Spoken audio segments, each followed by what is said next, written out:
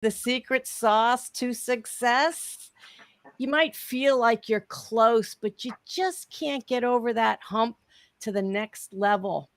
Well, today on Make It Click, we're talking about the 5 structures that you must have to achieve success. And now, if you've been in business for a while, these might surprise you because I think these are areas that typical entrepreneurs don't really address. My guest today on Make It Click is Dr. Stephen Greene. He's an educator and an entrepreneur. Wow, what a great mix. Now, Dr. Stephen, structure. Let's start with that term Mhm. structure. I'm Structure. Yeah. okay with structure. You're okay with structure, but many times entrepreneurs say, but I started my business because I want freedom and flexibility, especially the creatives. They're like, oh my Mhm. God, structure. I can't have that. All right. So What do you say to that? let's get one thing out of the way. When I am talking about structure, and by the way, thank you for having me, Christine. When I'm talking about structure, I'm talking about how you run your business. I'm not talking about how you run your life. I'm not talking about raising children. I'm not talking about running a seminar.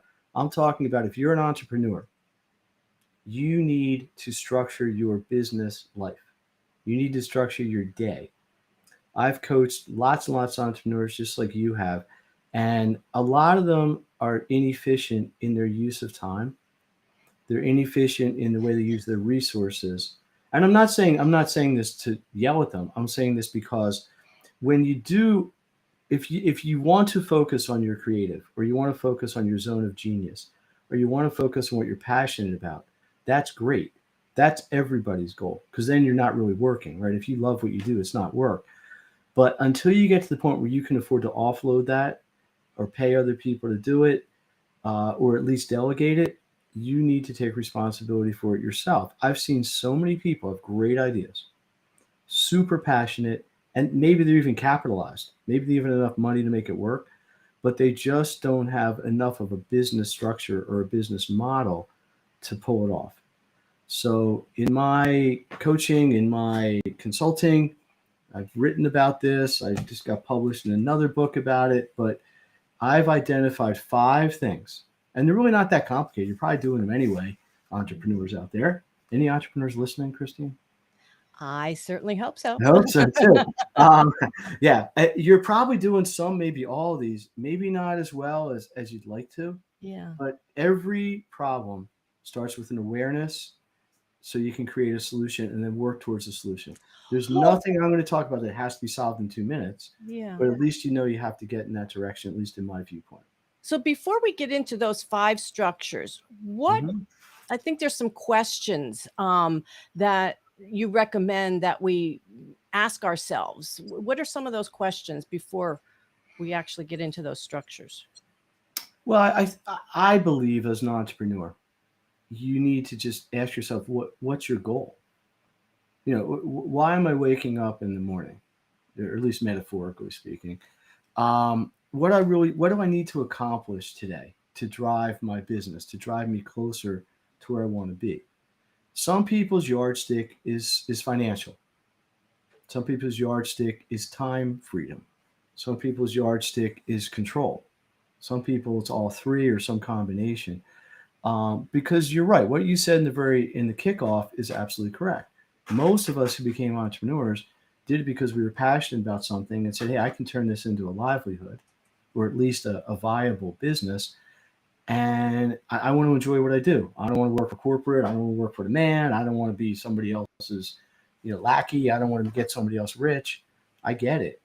I've done it for 30 years. But most entrepreneurs didn't go to business school. Most entrepreneurs don't have business degrees. Most entrepreneurs don't have any training that way. And I'm not saying you have to have an MBA to be successful. Don't get me wrong. But I am saying that you tend to do things by default, and sometimes they work better than others. So I'm here to save the world from not having the 5 structures that they need. And I don't mean that with a lot of hubris. I mean it because I struggled with this myself. Most of the things that we could get into, I learned because I wasn't doing them well. And as soon as I corrected them, everything just started to come together. And as I coached people and mentored people, I saw the same thing. Mm. And that's what convinced me that this was something that was worth, uh, I guess, for lack of a better term, proselytizing. But but really, it's all about helping people to get where they want to get, and, Yeah. and sometimes almost getting out of your own way. You know. Yeah. So, Yeah. So okay, so give us the five structures and then we'll go into each one a little bit all more right. in depth. I made a little song about them, but I'll give them to you in the prose. Number one, physical structure. Number two, time structure. Number three, accountability structure. Number four is having professional standards, a structure for your professional standards.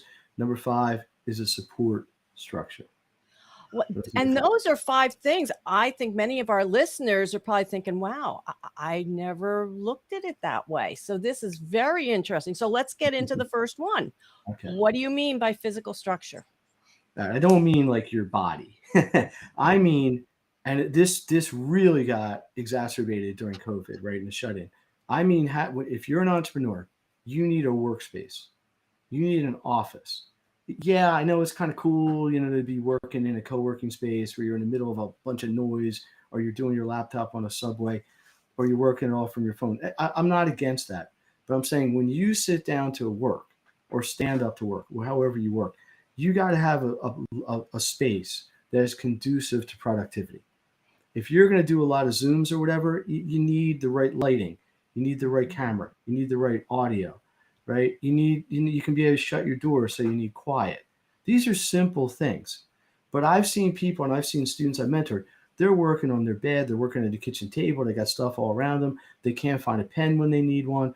Their charger to their phone, I was in my backpack, it's in my car. And this happens, life's life, right? But to me, physical structure is creating an environment that when you're in that environment, you can be as productive as you need to be, or as productive as possible. Yeah.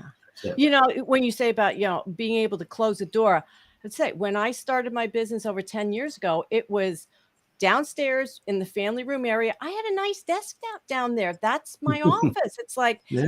and I really didn't want to leave it, but No, when so the your husband kids come running retired, through the room and the well, dogs come so I standing. came upstairs, but I moved a couple of times here, and it was because I didn't want to be closed off. I didn't want to close a Mhm. door. I and then when I finally made the move, when there were no kids left and I had a spare bedroom and I had my office and I closed the door, I was like, oh my God. Well, I've been an idiot all these years. It's Well, not makes such no, a world but of this is difference. this is a good example. It's not that you were an idiot. You're not an idiot. Well, You're a very no. intelligent person. I'm just saying people don't know any better until Mhm. either they get advice from somebody who they respect and they trust, and they say, yeah, maybe this person knows more than I do, or they look around them and say, wait a minute, this isn't as effective as I need it to be. And people aren't usually that self-critical, right? And I get it. We're social people. I've been working in this office alone for 25 years. Sometimes I'm like, I just got to go out to lunch. I'm around people in line at the restaurant. Yeah. I get that. I totally get that. I'm looking at this from the framework and from the perspective of productivity, efficiency, and maximization of effort.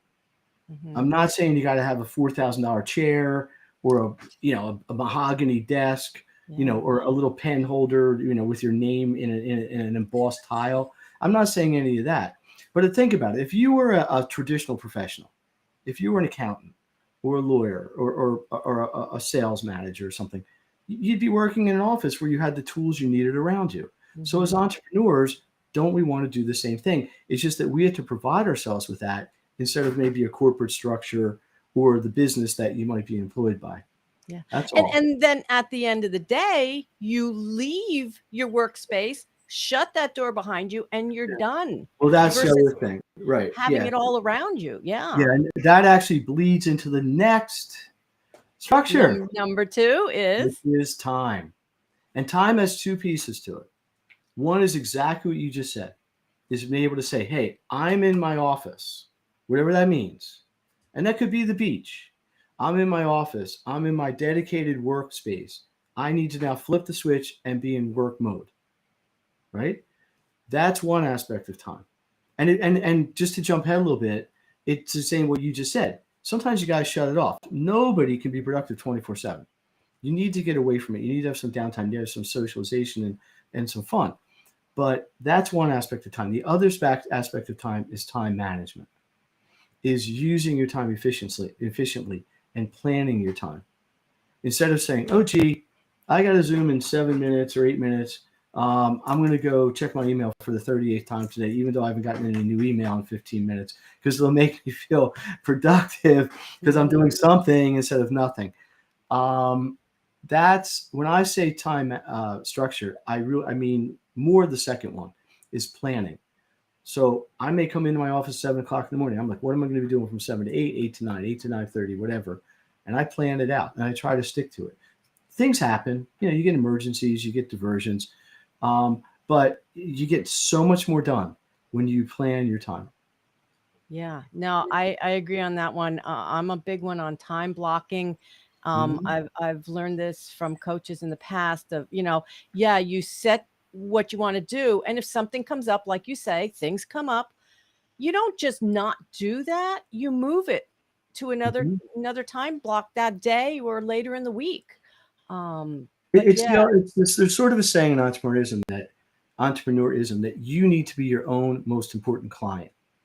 Hmm. Right? It's the same thing. If you were a salesperson and you were at like some little, maybe a place where you might make $1,000 sale or whatever, and all of a sudden you got a phone call from your biggest client.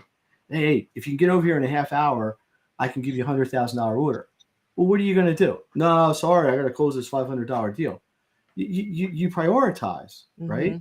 And you plan and you deal with things like this. But that's not typically what happens, right? So you have to set yourself up for success by saying, okay, I have X number of hours in the day.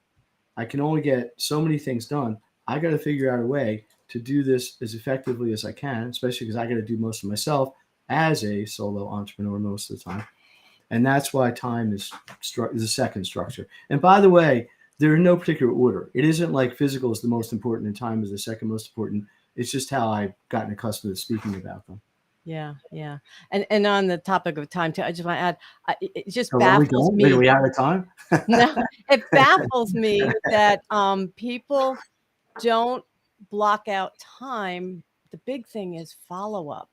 Mm. They're out there networking, attending things and whatnot.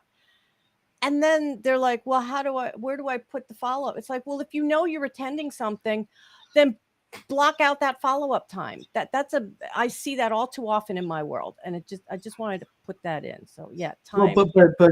it's part of your sales process, right? Hmm. Hmm. Follow up is part of your sales process, and you have to build that in.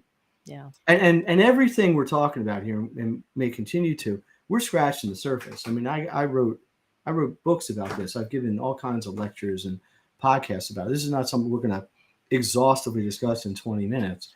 Yeah. But again, the awareness of it to me is really important. So Yeah. Yeah. yeah, two down. That's two down. All right. Here we go. Number three. Numero tres is accountability. And I'm going to say this is one that I think if you have to ignore one of the five, which I'm not recommending, Hmm. maybe you can get away with this a little tiny bit. But accountability is just is who is going to keep you on track? Who's going to kick you in the rump if you're not on track? Now, if you're not a solo entrepreneur, typically that's you. Hmm. You don't have a boss saying, hey, where's that report? Or where's that, you haven't hit your quota. So you got to be accountable to yourself. What I recommend to make your life easier and also just to expand your network is find some accountability partners. But to me, accountability just simply means, are you fulfilling what you've promised to yourself and to others? Hmm. So if I say, hey, I got to write a chapter, and this is true, I got to finish a chapter of a book I got contracted to do by tomorrow afternoon. Well, it's Thursday at 12:15. So and it's almost done. But there's no way, obviously, I was going to write it in one day. So over 3 weeks, I booked out time, half hour here, there, hour here, or whatever, working on it. So really, I'm just at the point of the final edits today. Hmm. Hmm. So I just say to myself, hey, did I get done what I needed to get done? And I had an editor, email me like, hey, are you where you need to be? Because I asked them to. I specifically said, listen, I'm not a little kid. I can do this, but just check in with me every few days and make sure I'm on track, just in case I got some big emergency or I got a client that's got some kind of huge fire that they need put out or whatever. And it's just going to keep me within a range of where I want to be. But I like what you had said. You had blocked out in the last few weeks time here and time there to Yeah. work on it. And now today you're just putting the final touches on that. All too often, people think they can just, well, I'm just going to sit down at this one time and I'm just going to get it done instead of taking it in pieces and working on it Yeah. slowly and then And refining. notice it's blending two of the structures, time management with accountability, Mm-hmm. which, Mm-hmm. and clearly these are not mutually exclusive anyway, but this is a way that this can happen. Yeah. And by the way, every single thing I'm talking to you or we're speaking of about entrepreneurism Mm-hmm. is just as applicable to academics and students in school or people in the corporate world. This is not just uh, uh, germane to entrepreneurs. Just to throw it out there. Thank you for that. No, that's a great thing to know. I mean, a lot of our listeners have children or maybe themselves, are taking courses and whatnot. Well, if you're a parent, think about it. The Mm-hmm. biggest arguments my wife and I had with my kids were just physically doing stuff. Like my wife would argue with my kid. I know this is off track, but my wife would argue with one of my kids for 25 minutes about doing a homework problem that would ultimately take him 10. I mean, you're laughing because you have kids, but anybody with kids know where I'm coming from here, right? Mm-hmm. So Mm-hmm. it's like why can't you're not 10 anymore? Can't you just do this? I'll get to when I get to. You're gonna be in college someday. I'm not gonna be there to watch you. Uh, but Okay. but the point is, these are habits, right? Structures are physical kind of boundaries you put on yourself that become habits, and once you do them habitually, they don't feel confining. Mm-hmm. They feel freeing actually, because now it's like I know I've got my desk in place. I know I got my work area in place. I know I got my time under control. I got somebody who's going to keep me reined in and make sure I'm on track. I got my other two structures. I got this all where I want. Mm-hmm. So the fourth one is one that's a little bit variable depending on who I'm speaking with, but I just call it professional standards. And what I mean by this is, and this might vary if you're a student but what I mean by this is, if I'm an entrepreneur, what's my standard of success? If I'm a coach, if I'm an author, if I'm producing a product, am I happy putting out something shabby just to get it done? Like I'm writing this chapter of a book right now, right? I'm holding myself to the highest standard I possibly can. Not because I'm so important, because I'm only going to get to do it once. I don't want to look at this chapter in 5 years and say, oh boy, I wrote it during a busy stretch, which I did. I wrote it when I had a lot going on, which happened. I wrote it when it was 1,000 degrees out, and one of the days my air conditioning wasn't working very well, which is true. But I don't want to look back in 2 or 3 years and say, wow, that paragraph's just not in line with the rest of the chapter. Or I don't really love the grammar there. I could have different word choice. So you got to hold yourself as an entrepreneur. You have to set your professional standard. What is your standard of excellence? What's your standard of service that you're going to deliver to your client base or to your end users, and that's going to give them the best possible end user experience? Yeah. Because Yeah. we've all experienced poor products and poor support. And sometimes it's like, well, you blame, you tend to put the blame on the person who's providing it, right? Yeah. So especially when it's an individual service that's provided directly by a person as opposed to a product per se. Mm-hmm. But the fourth structure is professional standards, is holding yourself, and it's a little bit like a self accountability. They overlap a little bit, but it's like, what do you want to be known for? Like if somebody says, boy, did you hear about that coach Christine? Oh my gosh, she is so good at this. Every time I work with her, this is like so excellent, because you held yourself to a standard. When you delivered, everybody knew what to expect. So a little bit of the professional standards is setting expectations. So when I speak with a potential client, that's always part of my discussion in the pre-agreement. Let me tell you what to expect when you work with me. You're going to get bang, bang, bang, bang, bang. But I also expect this from you. Bang, bang, bang. If I'm coaching you and we're supposed to meet every week, and I say, listen, Christine, we're not going to be able to do effective work next week unless you do your assignment. And you show up next week, oh, well, my dog got sick, and, I got a chance to go to the beach for 3 days. Oh, I got a new bicycle, and I really enjoy riding it. yep. I mean, so it goes in each direction, Mm-hmm. but it's a matter of setting that expectation of what your standard of excellence is. Yeah. And I think it just helps to think about everything that you do, turn it back on yourself and say, Mhm. would I hire me if I was seeing, this result, or would I hire myself? Exactly. Um, That's a good question to ask. Of yeah. course, you have to be honest. You gotta Yeah. be Oh, honest with yeah. yourself too. Yeah, I'll hire anybody. And by the way, all those examples of excuses I've heard in the last week, and it's only Yeah. Thursday. Yeah. So yeah, Yeah. it But happens. People are yeah, but people. no, that the professional structure, oh my goodness, it is so important. And I just see it lacking in Mhm. too many people that Well, call them that's entrepreneur. why. They call Yep. themselves an entrepreneur, and it's like, really? Well, Yeah. that's why I bundled it in with this. To me, that's just as important as managing your time. Because you Hmm. got to look. Well, let me get to the last one, and Okay. what I'll say to preview is this: these all work together. These synergize, right? The last one's support. And there's a difference between support and accountability. Support is technical. Let's say I'm working and my computer won't turn on.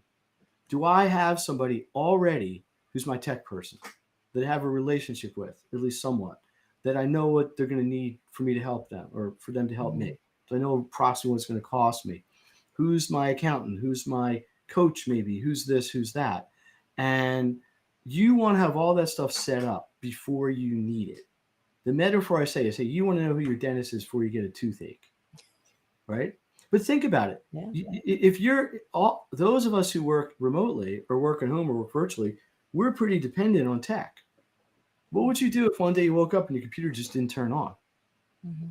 Well, did you plug in the charger? Oh yeah, I did. Forgot. That's an easy solution. But maybe it just breaks, or maybe there's something wrong with your router, and you need a professional to come in. And that's just an example because it's common. Yeah. But it's the same thing across the board. I know people that get themselves in a lot of trouble with accounting because they don't do it for 11 months. Then they got to sit down with an accountant and make sense out of Mhm. what happened. And it's very difficult to plan. I know people that get themselves in a lot of trouble with without doing contracts, right? People, and this is probably a whole nother, you probably have somebody who's better to talk about this, but if you're in business, please, please, please get an attorney and use contracts. I have seen so many of the people I coach lose money, lose jobs, get fleeced, get taken advantage of because they're like, oh, yeah, yeah, I need to work. We'll start Tuesday. And the other person doesn't do what they say they're going to do, don't pay them. And it becomes a huge, huge imbroglio. I love that word, by the way. It becomes a big, huge, huge mess. And they got nothing to fall back on because they don't have a contract. Yeah. And Yeah. that is kind of in professional standards and accountability. I didn't specifically say it, but I happened to have a situation yesterday where I got a client who's can't pay me because they didn't get paid from another job because they don't have any paperwork to support it. So, but Oh, that's part of support, right? yeah. Who's your Yeah. attorney? I get it. Lawyers are expensive and they should be because they're specialists. Hmm. Get one you like and you trust and you feel you have a good working relationship with, get a standard contract, modify it for different jobs that you have, invest in it once. And I'm not giving people legal advice. I'm just saying this is just smart business, especially when you're on your own. People don't try to take advantage of IBM because they got this huge corporate structure, got a whole bunch of lawyers on staff. Right. They Yeah. take advantage of people they think they can take advantage of. Oh yeah, Yeah. well you coached me, but I didn't learn anything from you, so I'm not going to pay you the second half of what I owe you. Hmm. What are you going to do? Well, you agree to do it. Yeah, prove it. Well, it was in our agreement. I didn't sign anything. It's awful, but it happens so often, and I get angry about it because it's so easy to avoid. Yeah. So easy to avoid. But this is all part of having a business structure. I get a new client. Okay, did we arrange the time? Did we arrange our goals? Did we talk about our expectations? Do we have our contract agreement? Oh, don't have that yet. Sorry, Christine, can't start with you until I get that contract. It protects me, it protects you, and it's part of doing business. Yeah. Yeah. But like you say, with this whole thing with the support of knowing who your go-to people are before the emergency comes up. Be Cannot overemphasize proactive the word. instead of reactive. And in the book, and in my book, that word before is underlined, bold, and italicized. Yeah. Yeah. You can't highlight it any more than that. So let's go through them again. The first structure is Physical, physical. The second one is, time, and the third, accountability, fourth, professional standards, and fifth. support. This was so awesome, Dr. Greene. I so appreciate it. If people want to know more about how you can help them as an entrepreneur, or maybe they have a student that they need some of these structures with also, how can people get in touch with you?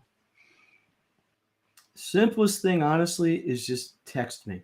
Text me on a regular phone or WhatsApp. It's 215. I'm in the Philadelphia area, Pennsylvania. 808 7674. 808-7674. Don't. I would appreciate if you don't call me first. Just text me and say, I saw you on Make It Click. Loved what you had to say. Unbelievable. I really would like to talk to you more. When can we do it? And I'll get back to you. So I'm kind of taking a little bit of a risk throwing a number out there, but I'm okay with that. Or it's Greene, SGREENE, at Make the Grade, which is my parent company, MakeThegrade.net, not .com, .net. Okay. One last question. Mm-hmm. What is one tool, one process, something that in your business over all these years was that thing that made it click for you? Can I have two answers? All right, just for I you. know. I know we're up against time. Mentally, it was losing a deal about 15 years ago, a potential client, because I just didn't have a presentation good enough to close the deal. And the reason it wasn't good enough was completely my fault. I didn't do my homework. I didn't research that client. Now it's easy to research people. You go on LinkedIn, you go on the web, whatever. I just thought, oh, let me sell them on my merit. And it was too generic. And I learned very quickly, every presentation has to be a little bit different. You got to learn what the person wants, what the strengths of their business is, what their goals are, and how you can fill those gaps. It's classic. Here's the problem. I'm identifying your problem. I'm the solution, and here's why. And it was my own fault. I should have closed it. All I had to do was 10, 15 more minutes worth of homework. I probably would have got it. And it was a pretty big job, like 5 figures, which for me at that time was pretty substantial.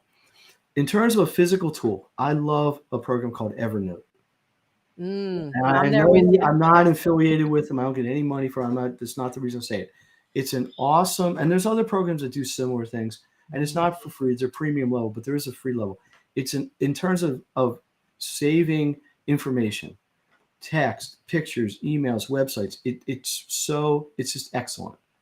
And it goes across all your platforms, your phone, your computer, your tablet. So if you're doing research and you're on the internet and you want to just save a website or copy and paste a portion of text, I was a user, a charter user of it. I've never stopped it. It's such a time saver.